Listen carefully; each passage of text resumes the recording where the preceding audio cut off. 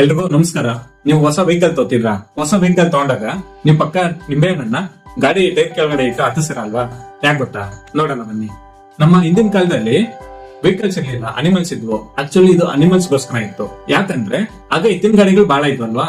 So ಈ ಗಾಡಿಗಳನ್ನ ಎಳೆಯೋದಕ್ಕೆ ಎತ್ತುಗಳನ್ನ use ಮಾಡ್ತಿದ್ರು. ಆ ಎತ್ತುಗಳು ನಡೆದಾಡ್ಬೇಕಾದ್ರೆ ನಮ್ಮ ರೋಡ್ ಅಲ್ಲಿ ತುಂಬಾ ಒಂದು ಮೈಕ್ರೋ ಆರ್ಗಾನಿಸಮ್ಸ್, ಬ್ಯಾಕ್ಟೀರಿಯಾ ಇವುಗಳೆಲ್ಲ ಇರ್ತಿದ್ವು. ಇದ್ರಿಂದ ಅವುಗಳ ಕಾಲಿಗೆ ಇನ್ಫೆಕ್ಷನ್ ಆಗ್ತಿತ್ತು. ಸೊ ಇನ್ಫೆಕ್ಷನ್ ತಡೆಯೋದಕ್ಕೆ ಏನ್ ಮಾಡ್ತಿದ್ರು ಅಂತಂದ್ರೆ ನಿಂಬೆ ಹಣ್ಣನ್ನ ಎತ್ತುಗಳ ಒಂದು ಕಾಲಲ್ಲಿ ಇಟ್ಟು ತುಳಿಸ್ತಿದ್ರು. ಸೊ ಇದರಿಂದ ನಿಂಬೆ ಹಣ್ಣಲ್ಲಿ ಇರ್ತಕ್ಕಂಥ ಸಿಟ್ರಿಕ್ ಆಸಿಡ್ ಅವ್ರಿಗೆ ಆಂಟಿಸೆಪ್ಟಿಕ್ ಆಗಿ ಕೆಲಸ ಮಾಡ್ತಿತ್ತು. ಸೊ ಇದು ಇದರಿಂದ ಇರೋ ಪ್ಯೂರ್ ಲಾಜಿಕ್. ಬಟ್ ಈಗ ಇರ್ತಕ್ಕಂಥ ರಬ್ಬರ್ ಟೈರ್ಸ್ ಆದ್ರೆ ಇನ್ಫೆಕ್ಷನ್ ಆಗಲ್ಲ, ಆದ್ರೂ ನಾವು ನಿಂಬೆ ಹಣ್ಣನ್ನ ಇಟ್ಟು ತುಳಿಸ್ತೀವಿ. ಸೊ ಇನ್ಮೇಲೆ ಆದ್ರೂ ಈ ಒಂದು ಹಳೆ ಪದ್ಧತಿಯನ್ನು ಅನುಸರಿಸಬೇಕಾದ್ರೆ ನಾವು ಏನ್ ಮಾಡೋಣ ಅಂತಂದ್ರೆ ಅದರಿಂದ ಇರ್ತಕ್ಕಂಥ ವೈಜ್ಞಾನಿಕ ಕಾರಣವನ್ನ ತಿಳ್ಕೊಂಡು ಈ ಪದ್ಧತಿಯನ್ನ ಅನುಸರಿಸೋಣ. ನಮಸ್ತೆ.